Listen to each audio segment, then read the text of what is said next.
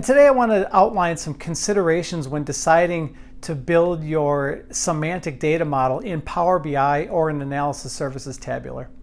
And so to frame up this conversation, I want to start by showing this reference architecture from Microsoft.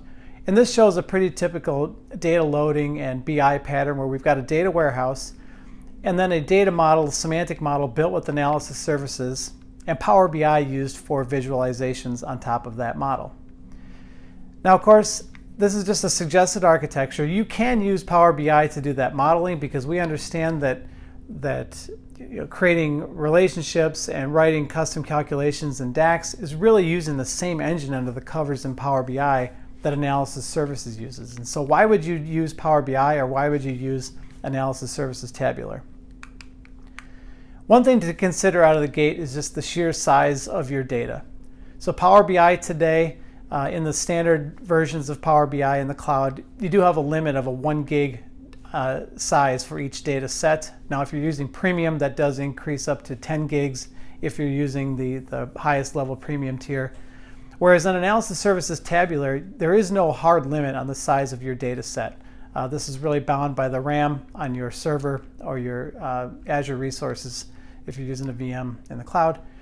And so that's something to consider here. Now, a reminder, this size limit is the compressed data size that would be stored in Power BI or in Tabular. Another consideration some organizations have is the way that security is managed in Power BI and in Tabular. So generally speaking, in Power BI, the same people that are building the reports are the same people that are going to be implementing security features such as row-level security. Now, in some organizations, that's okay. Some organizations kind of separate that work. In other words, the database team might do some of that security management work and treat Analysis Services Tabular as a database. And so you're doing some of that security work from more of a database perspective and separating that really from your report development or your visualizations. Related to that would be some additional separation of duties. The ones that I've called out here are the modeling, calculations, and visualization. So in Power BI, you're creating all of that functionality in one file. Oftentimes, organizations that are maybe a little bit bigger or just have a harder separation of roles in the organization might have a group that's focused more on that modeling or writing the custom calculations, and then maybe a different group that's consuming those calculations for the purpose of creating visualizations. So that's something to consider a little bit about roles in your organization.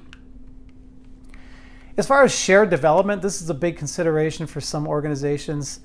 Power BI, you can work in a team environment on one Power BI model. It's kind of difficult, to be frank.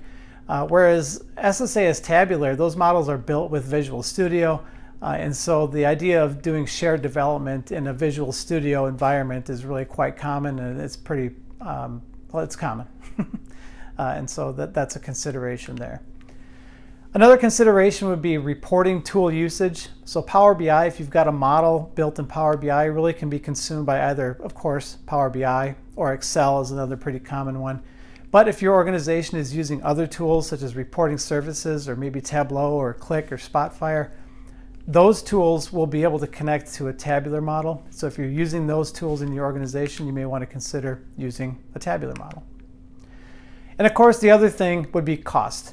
So if I do my modeling in Power BI, there's no additional cost. I'm paying for Power BI, and that includes visualizations, modeling, data storage, etc.